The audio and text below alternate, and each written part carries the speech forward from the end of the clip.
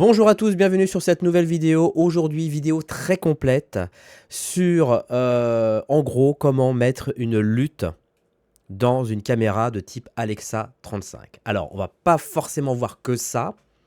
Dans un premier temps, on va voir comment on peut établir un look, éventuellement, dans un domaine de travail d'espace ICs. Ensuite, on va voir, une fois qu'on a trouvé un look, comment on calibre la lutte. Je vais vous expliquer tout ça. Et ensuite, comment on exporte la lutte et comment on la métamorphose pour pouvoir la mettre sur Alexa 35 de chez Harry. C'est assez complexe, il va falloir suivre. Préparez les Doliprane, c'est parti.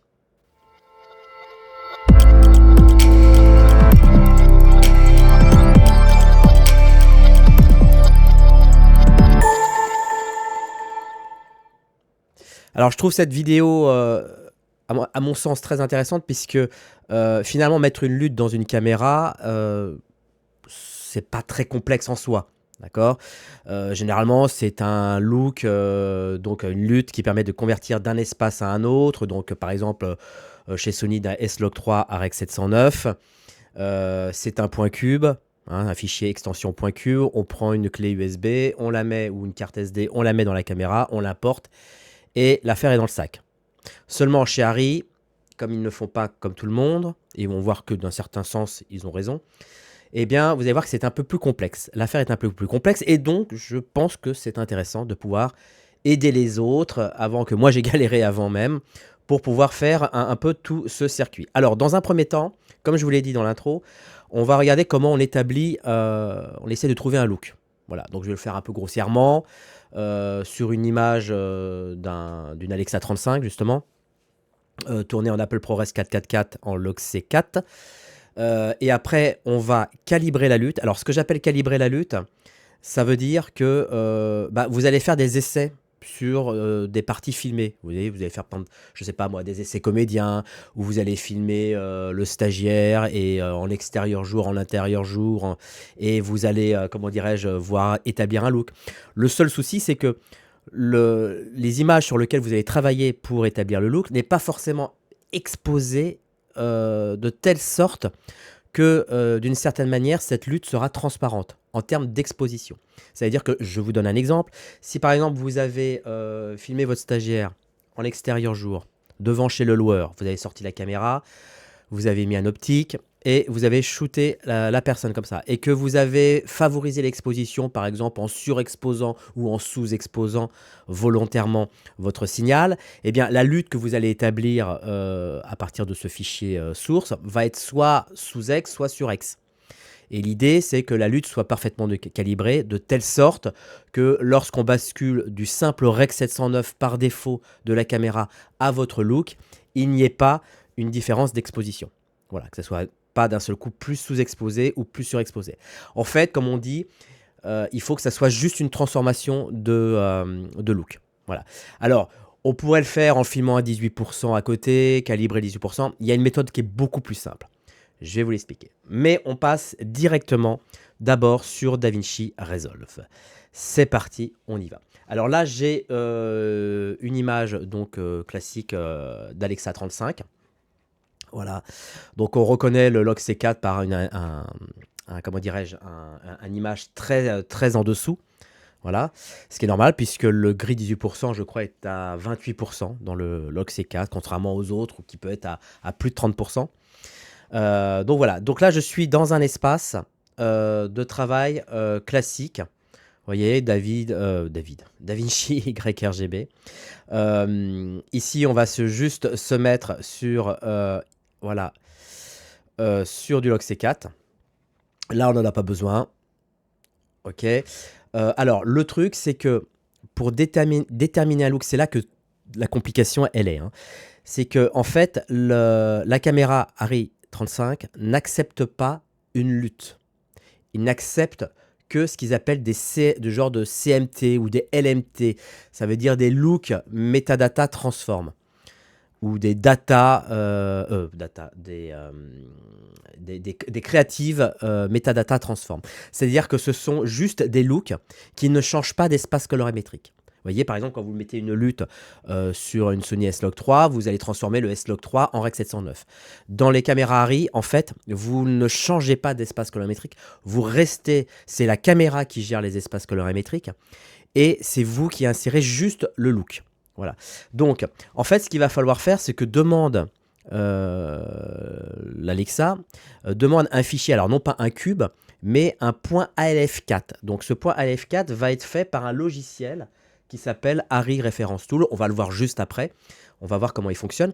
Mais en attendant, il va falloir déterminer un look, un cube, un fichier .cube, mais qui soit dans le même espace de colorimétrie à la fois à l'entrée qu'à la sortie. Et en l'occurrence, ici, c'est le log C4. Alors, le problème, c'est que comment déterminer un look sur du log C4, vous voyez, c'est plutôt relativement compliqué, puisque une image qui irait en log, si on veut lui donner une dominante chaude, froide, etc., si on la regarde en log, c'est compliqué. Donc, l'astuce qu'il va falloir faire, c'est qu'il va falloir aller ici. Alors, télécharger avant tout, j'insiste, télécharger sur le site ARRI, parce que sur les versions de DaVinci, ce n'est pas encore présent, les derniers LUT qui transforment le log C4 en Rec 709. Une fois que c'est fait, ici, dans le Color Management, vous allez... Attendez, parce que je suis devant, évidemment. Vous allez ici, dans le Video Monitor Look Table, vous allez choisir la LUT de chez ARRI. Voilà, donc vous allez prendre du log C4 Rec 709. D'accord? Voilà. Tac. Et ici, non seulement dans le viewer, mais aussi dans le moniteur qui est en face de moi, vous avez un rendu Rec 709. D'accord? Mais attention, ce n'est que de la prévisualisation. C'est exactement quand vous mettez une lutte sur un moniteur. C'est-à-dire que ce que vous allez faire ici dans les nodes, ça reste dans un espace de couleur du log C4. D'accord? Donc là, à partir de là, vous êtes dans un espace de couleur. Vous travaillez sur du log C4. Mais la conversion qui me permet d'avoir du Rec 709 n'est faite uniquement que sur les retours du viewer et du moniteur qui est en face de moi. D'accord? Donc là, pour le coup, j'ai une image Rec 709, je peux déterminer un look. Alors, je vais par exemple y mettre une lutte. Alors, il va falloir que... Alors là, c'est une petite parenthèse. Si vous travaillez en ICES, il va falloir... parce que par exemple, j'ai des luttes en ICES. Alors, ce n'est pas tout à fait des luttes, hein, c'est ce qu'ils appellent des LMT. Il va falloir que je mette des Color Space Transform. Alors, je suis obligé de passer en Color Space Transform et non pas en ICES Transform parce que malheureusement, alors je ne sais pas si c'est un oubli ou ça sera réglé peut-être dans une prochaine version, mais là, il va falloir que je passe, il va falloir que je mette, pardon, attendez, tac, tac, là, il va falloir que je fasse donc du log C4, le transformer en ICES. Tac, tac. OK. Et de l'autre côté, je vais mettre la même chose de l'autre côté. Hop, sauf que là, je vais faire un swap. Voilà. Et là, je repars de l'ICES en log C4. Alors, je suis obligé de le faire avec le CST parce que, pour la simple et bonne raison, c'est que dans les ICES Transform, ce dernier node, il n'y a pas la possibilité de repartir de l'ICES et de revenir sur le log C4. Voilà. Peut-être une mise à jour se fera un jour, qui sait. Mais pour l'instant, ce n'est pas possible, donc je suis obligé de passer par les CST. Alors, ça engendre quelques risques de petits problèmes en CST, puisque les CST et les ICES Transform, ce n'est pas tout à fait la même chose en termes de contraste. Bref, ici, je suis donc entre ces deux nodes en ICES. Là, je suis dans un espace ICES. Alors, je répète, là, je suis en log C4. Je transforme en ICES. Tac, hop, et après, je reviens en log C4. D'accord? Alors là, je vais pouvoir mettre une lutte Kodak, par exemple. Tac, voilà, donc... Ici, ça ne dit pas forcément grand-chose.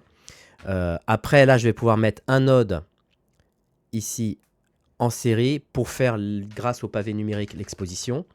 Donc voilà, donc je vais peut-être pouvoir faire un truc un peu froid. Voilà, peut-être rajouter un peu de rouge. Voilà, bon bref, je fais un look. Alors, ce qui est pénible, c'est que si vous voulez servir de l'oscilloscope, il est en log. C'est-à-dire que là, vous êtes en train de visualiser une image en Rec 709 et là vous avez l'oscilloscope qui est en log. Alors ça aussi, hein, on peut le faire puisqu'il suffit d'aller ici normalement dans les scopes et de lui établir la même chose, une lutte. Hein, on va voir si ça fonctionne. Je vous avoue, j'ai pas fait l'essai. Bah voilà, ça fonctionne pas. Donc voilà, on est bien emmerdé. Donc visiblement c'est bizarre parce que dans les scopes, ici, peut-être qu'il y a quelqu'un qui va pouvoir m'indiquer. Et dans les scopes, le scope look table, ça ne fonctionne pas. Je ne sais pas pourquoi.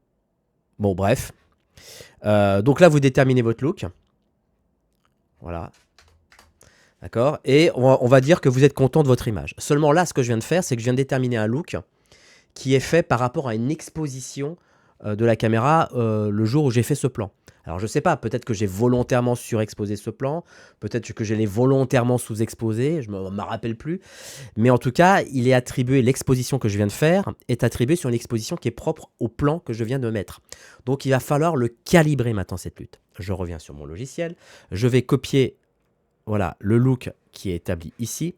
Je vais me mettre ici en espace de travail ICES. Voilà. Je vais virer, alors je vais mettre en off les deux nodes qui me permettent de transformer en ICES parce que je suis déjà dans un espace ICES et je me retrouve avec cette courbe. D'accord. Et contrairement quand on coche ici, vous voyez, là on voit que on n'est pas tout à fait pareil. Alors je vais mettre ici comment dirais-je, ici il y a le node où je vais toucher au pavé numérique pour faire l'exposition et je vais essayer de ramener cette droite, en tout cas sur le pivot du 50% qui est là, qui va nous donner une bonne moyenne. Vous voyez là, je suis à peu près bon. Alors on a légèrement une courbe en S qui évidemment peut ajuster éventuellement le contraste. Bon, ça peut être intéressant, mais en tout cas, en termes d'exposition, même si je suis un peu tordu, je reste correctement transparent sur l'exposition puisque je suis à peu près, vous voyez, à 50% ici. Je peux même éventuellement réajuster, voilà, avec un quart de point, voilà, je suis à peu près pareil. Donc là, j'ai paramétré, j'ai la même exposition. Et on voit bien sur le gris que voilà, on a le look qui se dessine, le Creative Metadata Transform qui représente donc un petit look, notamment dans les blancs, etc. etc. D'accord. Donc ça, une fois que c'est fait, eh bien, on va cette fois-ci exporter la lutte. Alors, pour exporter la lutte, on va ici réactiver les nodes de Transform et on vérifie bien qu'on est bien sur du log C4 en entrée. On fait notre petite tambouille en ICES et on ressort en log C4. À partir de là, on est paré. Vous voyez, bon, alors évidemment, quand je refais ça, la courbe, elle ressemble plus à rien. Évidemment, c'est normal, je l'ai remis en log. Donc à partir de là, je fais un export. Ici, clic droit, générate lutte et je génère une lutte en 65 points. D'accord. Et là, je vais l'appeler test. Test Harry. Voilà. Et là, les amis, on en a fini avec DaVinci. Maintenant, ce qui compte, c'est la troisième partie de cette vidéo. C'est la conversion de ce look, log to log, en ALF4. C'est l'extension que reçoit la caméra Alexa 35. Alors, pour le coup, je vais me mettre dans le logiciel, ici, de Harry, que vous pouvez télécharger gratuitement. Je vais me mettre ici dans l'onglet Look. Voilà. Donc là, il y a une image par défaut. Et là, il y a un petit schéma qui est assez sympa, qui vous rappelle ce qui se passe. Vous êtes en log C4, il y a le CDL. Alors le CDL, c'est éventuellement si je veux faire des petites retouches, mais là, nous, on n'en refait pas. On est en log C4, il y a le fameux CMT, donc le Creative Modification Transform, et log C4. Alors, on va justement sur le CMT, c'est ce qu'on a fait. En fait, on a fait un CMT, on a exporté un CMT, et on va le chercher. Donc le CMT, je l'ai mis sur le bureau, test Harry, tac, il est là. Ok. Alors, vous pouvez jouer sur son intensité, si vous voulez que le look soit à moitié à 50% ou pas. Voilà. Mais en tout cas, là, ce que vous êtes en train de faire, c'est que vous voyez, le look, il est en train de s'établir. Vous voyez, je peux le voir sur cette image générique de chez Harry. Je peux prévisualiser mon look. Voilà. Et une fois que c'est fait, eh bien, il n'y a plus qu'à. Vous allez sortir, alors, non pas, vous pouvez exporter éventuellement des luttes. Donc là, vous allez pouvoir exporter des luttes, d'ailleurs, sous plein de formats, vous voyez, en Rec 709, en HDR, etc., en P3. Donc on partira du log C4 et on ira vers du Rec 709, Rec 2020. Donc là, on exporte véritablement une lutte. Mais on peut aussi exporter, et c'est là que ça nous intéresse, le fameux fichier ALF4. Voilà. Et vous allez l'enregistrer, vous le placez sur votre bureau, vous allez l'enregistrer et c'est fini. Vous allez pouvoir maintenant prendre ce fichier, le mettre dans la caméra et l'appeler dans la caméra via le menu. Voilà. Mais ce qui était intéressant, alors après c'est de la tambouille, après c'est de, voilà, vous le mettez dans le Harry. Je crois qu'ils ont une petite clé avec un côté USB, un côté USB-C, tac, tac, tac. Vous faites la transformation, enfin vous faites le transport sur la caméra, vous l'importez et vous pouvez appeler ce look. Et comme vous avez un look qui a été établi du log C4 to log C4, ce qui fait que la caméra, j'imagine, peut faire sortir en HDR, en Rec 709, en ce qu'elle veut dans sa sortie SDI. Voilà. Elle n'est pas contrainte d'être forcément du Rec 709 en sortie. Voilà. Puisque c'est ce qu'on appelle, enfin en tout cas c'est ce qu'eux ils appellent un CMT. Voilà les amis, on a vu à peu près un peu tout. Si vous avez des questions, l'espace commentaire. C'est pas facile quand on ne sait pas. Contrairement à d'autres caméras comme une Venice 2 où c'est facile de mettre une lutte. Là, c'est un peu plus complexe chez Harry. Si vous avez des questions, l'espace commentaire, merci de vous abonner. Et si les looks vous intéressent, vous pouvez toujours faire un petit tour sur Misiflix. Voilà, à bientôt. Ciao.